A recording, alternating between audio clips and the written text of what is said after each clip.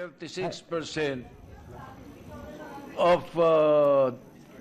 disbursement overall. Overall obligation, disbursed na yan. Correct, Mr. President. Oh, okay. I-recommend ko kay Presidente, ito mga nandito, ang papalit dito sa left lahat. Okay, so ngayon, the reverse question. Ilang percent ang unutilized sa 292 million? Tama ba yung sagot nyo kanina? Yung ba rin ba yun? 48%.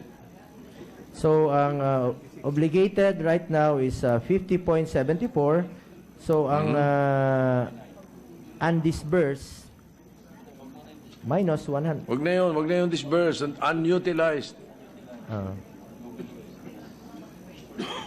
Kasi obligated yan, ibig sabihin hanggang December 30 na yan. The unobligated allotment is 143,940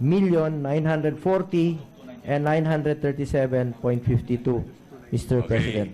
Yun ang unutilized. Nagkaintindihan na tayo. Unobligated allotment. Ha? Oo, tama. Unutilized, correct, Mr. President. Okay, ayan, nagkaintindihan na tayo. Question. Bakit kailangan gawing 597? Yung 292. 143 million unutilized.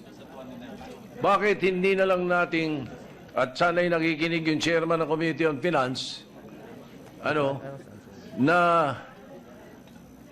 alisin, ikat na natin dyan sa 597 ninyo yan, ilagay natin sa universal healthcare.